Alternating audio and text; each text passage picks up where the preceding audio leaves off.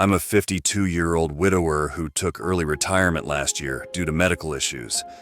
I was thrilled at first with my sudden freedom from a job I had always hated. But it didn't take long for the novelty to wear off, and I soon became bored with my excess leisure time.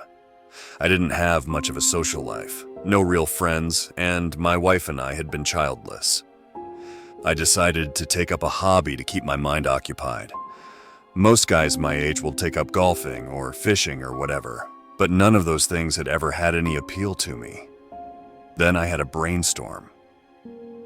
When I was 12, I'd gone through a phase where I was obsessed with metal detecting. I couldn't tell you what got me started, probably something I saw on TV or some book I read about buried treasure. All I know is I decided I had to have a metal detector of my own. Finally, after much pestering, my parents broke down and bought me the cheapest model they could find at Radio Shack. I can still fondly remember how thrilled I was and all the hours I spent scanning our backyard with my new toy, convinced I was going to uncover some incredible treasure. A cache of gold coins buried by some Wild West outlaw or some 18th century pirate's long-lost loot. Yeah, in retrospect, I suppose my expectations were a tad unrealistic, especially since I grew up in suburban Ohio. Needless to say, I never did uncover anything particularly amazing. Old junk metal, pull tabs, nails, and a few modern coins. As with most childhood interests, I eventually grew out of my metal detecting/treasure hunting phase. The detector went into my closet to gather dust, and I moved on to other pursuits. But now, 40 years later on, being a single middle-aged man with a surplus of downtime and nothing much to do with it, my old interest in metal detecting was re-sparked. Especially after watching some videos on the more popular YouTube channels dedicated to the hobby and seeing what others had discovered buried just below the surface. Old coins, colonial relics, expensive jewelry, etc. My old Radio Shack detector was long gone, but there was nothing stopping me from buying a new, more high-tech one, and that's just what I did. After doing some research online for a model that fit both my needs and budget, I decided on a Garrett Ace Apex due to its high rating. A good, reasonably priced, multi-frequency unit with plenty of features that made it versatile and easy to use for both beginners and seasoned pros alike. I also invested some money in a small treasure hunting kit.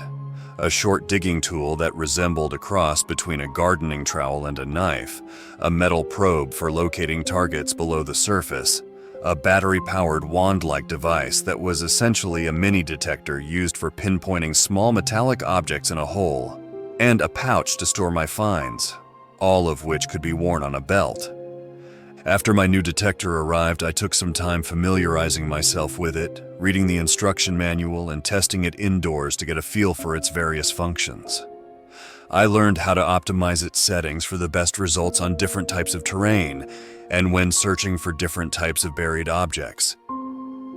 I learned how to identify different kinds of metal based on the tones the unit would emit when I passed the coil over them, and how to differentiate between ferrous and non-ferrous metals. I learned how to determine exactly where a buried object would be located beneath the coil. Sorry if I'm getting a little too technical for you guys, but I thought it might be worth explaining for those who aren't familiar with metal detecting. When I felt I was comfortable with my new machine, my next step was to try it outside in my yard. It was the same story as when I had been 12.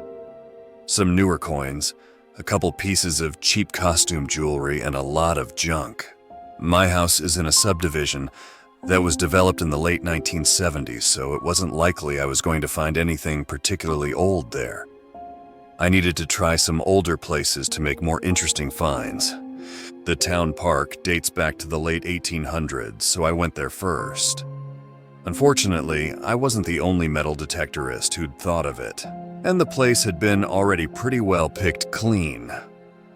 I did find a 1941 mercury dime and a couple of wheat pennies from the 50s, which was pretty cool. There are some older homes in my neighborhood that would have been perfect. I asked the homeowners for permission, but perhaps unsurprisingly, a lot of people are rather leery of having a middle-aged stranger digging holes in their yards, even with the promise I would share half of whatever I found with them. I did some research into the history of my area, trying to find some good places to detect. Unfortunately, my town has been pretty extensively modernized and redeveloped, so besides the park, there weren't many public places predating the second half of the last century. I figured I wouldn't have much luck detecting locally, so I started getting into the habit of driving out of town and surveying the neighboring communities, looking for places that might go back to the turn of the last century, old parks, playgrounds, etc. I finally hit pay dirt in the front lawn of an old, long-abandoned church and found my first significantly old coin, a 1904 barber quarter. It was pretty worn and not in great shape, but it was still thrilling to hold something that had probably been in the ground for over 100 years. Awe-inspiring to know mine was the first hand to hold it since then, and rather humbling to realize that not only was the last person to hold it long dead, but also everyone who had been alive in the world at that time.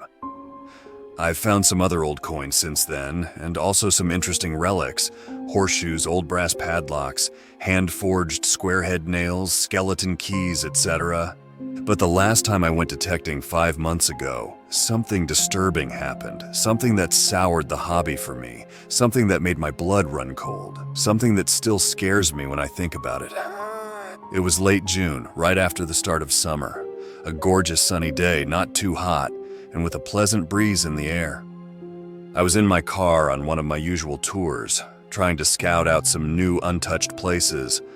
I was in a fairly rural area about a half-hour's drive north of my town. Farmland for the most part. There were a few homes and barns here and there, an occasional gas station, 1 or 2 silos, but mostly just corn and wheat fields stretching for as far as the eye could see. I was actually on my way into the next town to look for some historic places to detect and was just enjoying the passing scenery, but as I drove by a house on my right, I slowed down and took a closer look. It was a ramshackle 2-story farmhouse, very run down and dilapidated. The front lawn was heavily overgrown. A badly rusted Chevy pickup was sitting on 4 flat rotted tires in the long weed-infested gravel driveway. It looked like it had been abandoned for quite some time. This gave me an idea. The house looked like it was at least 100 years old.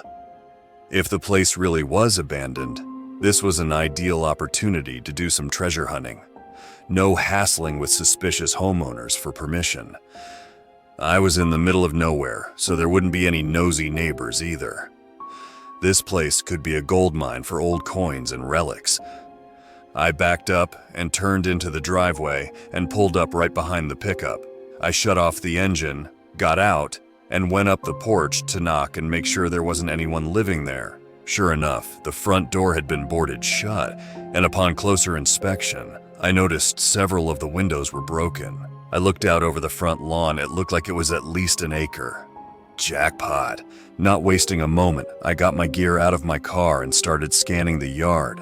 Visions of Indian head pennies, buffalo nickels, and Morgan silver dollars dancing in my head. I got a mid-tone signal right away and got down on my knees with my digging tool, eagerly cutting a round plug out of the grass directly over where I'd heard the beep.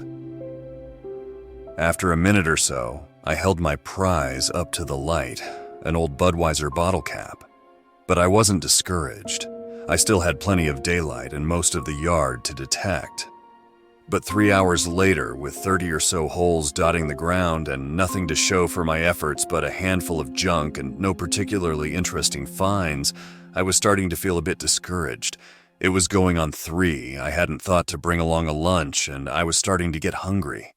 I decided to move around the house and give the backyard a try. I would dig a few targets, and if I didn't uncover something good, I'd pack up and call it a day. The backyard was a lot bigger than the front, about 3 acres sprawling to the edge of a cornfield in the rear of the property. There was a rotted tool shed with a partially collapsed roof off to one side, a tall oak tree off to the other, and between them, more or less in the center of the yard, stood an old brick barbecue pit. I gave the perimeter of the shed a few cursory sweeps with my detector, but the few signals I picked up didn't read very high. Probably old screws and nails. Next, I circled the barbecue pit, sweeping the search coil over the weedy soil. Almost immediately, I got a high, shrill tone. The readout on my monitor said it was in the high 90s, the range for very promising targets, possibly even gold. It was only a couple inches deep. Excitedly, I dropped down to my knees, cut a plug out of the earth above the target, and turned it over. Something twinkled with a golden gleam at the bottom of the hole. I felt my heart jump in my chest. I plucked the object from the hole and held it up for a close inspection. For a second, I was confused. Confusion gave way to horror, and disgust quickly followed after. It was a tooth, a human molar with a gold filling in the crown. Repulsed, I threw it away and hurriedly wiped my hand off on my jeans. I sat there for a moment, disturbed, then shrugged it off with a slightly shaky laugh. Whoever had once lived here obviously hadn't practiced good dental hygiene. I looked at the time and saw it was getting close to 4 p.m. I decided on one more target and then I'd head home. I approached the oak tree, and after a couple minutes I picked up another high signal. The target ID said it was big, silver dollar size maybe.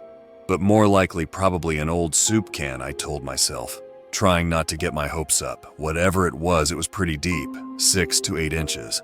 I got down and began to excavate the signal. It was difficult to dig. This close to the tree, there were several big roots in the way. I had to stop and use the serrated edge of my hand digger to cut through them. It took me about 10 minutes, but finally I figured I was at the correct depth. I felt through the loose dirt with my fingers, but couldn't feel anything.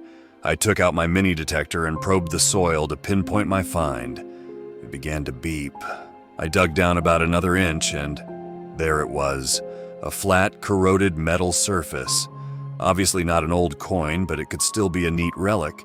Maybe an old farming tool or something. I wiped the dirt away and saw it was circular and about 5 inches in diameter. Maybe it really is an old can, I thought to myself with an ironic smirk. I gripped a hold of it and tried to wiggle it free, but it was lodged firmly into the ground. It didn't feel like a discarded tin can. It was too solidly fixed in place. Intrigued, I used my digger to scrape out more dirt around the metal circle. Beneath it, I saw the glint of glass. It wasn't a can, it was a jar of some kind. My excitement was reignited. I remembered hearing how in the old days country folk used to hide their money on their land because they didn't trust banks. Maybe I just stumbled upon some long-gone farmer's life savings. I carefully unearthed the jar, bringing more of it into view. It was an old mason jar, all right, and a damn big one from the look of it. Maybe a full gallon sized. I worked it back and forth with my hands, slowly loosening it from the earth that had kept it hidden for God only knew how long. Finally, I pried it free. It was heavy. There was something in it. I wiped the dirt off the sides and peered in. The jar was full of bundles of what looked like paper packets. I'm rich. A thrilled voice screamed in my mind. I attempted to twist the rusted lid off the jar, but it was stuck on tight. I had to take out my pocket knife and use the blade tip to loosen the edge of the lid from the rim of the jar. Eventually, I got it off and peered eagerly into the jar, and once again was crushed with bitter disappointment. Not wads of cash, but bundles of old photographs bound together with rubber bands. Dejected, but still slightly intrigued, I took one out to examine it, wondering if I had found some kind of time capsule. There were about 30 pictures in the packet. Old faded black and white Kodaks. I sifted through them, at first only mildly curious. The first couple pictures were of a suburban ranch-style house seen from a distance. There was a vintage early to mid-1960s car parked in the driveway. The pictures had been taken during the day. There were no people visible in the photos. I flipped through the next 3 or 4 pictures, furrowing my brow with puzzlement. They depicted the same house, only now at nighttime. All the windows were dark and only the porch light was on. I flipped to the next one. I stared at it, beginning to feel slightly uneasy. It was a photograph of the front door of the same house, taken much closer than the previous ones. I turned it aside to the next picture. It was a shot of the interior of a house, presumably the same house from the earlier pictures. It was view of a dark hallway, illuminated only by what I assume had been the camera's flashbulb. Feeling increasingly unsettled, I flipped it over to the next photo. It depicted a dark bedroom. Two figures could be seen lying under blankets on a double bed. Feeling cold, with fingers that were beginning to tremble, I turned hesitantly to the next picture. It was the same bed, but a closer view. Close enough for the figures to be clearly distinguishable. A man and a woman who looked to be in their early 30s, both of them asleep. The unknown photographer must have been standing right beside them when the picture was taken. I flipped to the next picture. The same couple in bed. The picture had been taken at the same distance and angle as the one before it, but now the woman was awake, looking up with groggy confusion in the direction of the camera, her face illuminated by the flash. I should have stopped right then. I wish I had, but I didn't. As scared as I was, I also felt perversely compelled by a morbid curiosity to keep going. I turned to the next picture. I emitted a sound I can't really describe, something that was somehow both a choked scream and yet also a gasp, a simultaneous expulsion inhalation of shocked, horrified air. A mutilated figure lay upon the rumpled, blood-stained bedsheets, so badly disfigured its sex was unidentifiable. Just a mass of mangled, dismembered flesh, bone, hair, and exposed organs glistening wetly in the camera flash. I don't recall consciously shuffling through the remaining pictures in the packet. My brain had gone numb with shock, and yet my hands must have continued to sort through them automatically, because the remaining images are forever imprinted in my memory. A picture of a farmhouse I recognized as being the same one I was presently crouching behind, albeit less aged and decrepit. Pictures of some dingy, indistinct location that might have been a basement or a barn or a shack. A workbench cluttered with an untidy assortment of bladed instruments ranging from knives to saws to hatchets, all of them dirty and specked with rust, or maybe bloodstains. Pictures of the woman from the bedroom, bound to a chair in the same location, nude, a gag in her mouth. Her terrified face looking up at her unseen tormentor, pleading, fearful eyes moist with tears. Pictures of unspeakable torture and mayhem. Pictures of dismembered body parts hanging from hooks like butchered animals in a slaughterhouse. And then, at last, the final picture. A picture that by itself would have seemed perfectly innocuous and nondescript after the grisly carnage that preceded it.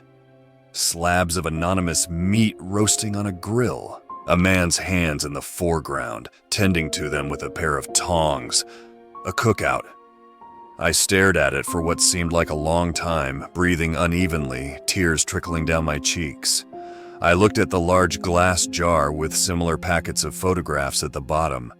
It looked like there were at least 24 more. I looked up with dawning comprehension and turned my gaze to the crumbling brick barbecue pit in the center of the backyard. I staggered to my feet in a daze, moving almost robotically to the barbecue pit. I peered down into it. At the bottom was a heap of old, weed-infested ashes.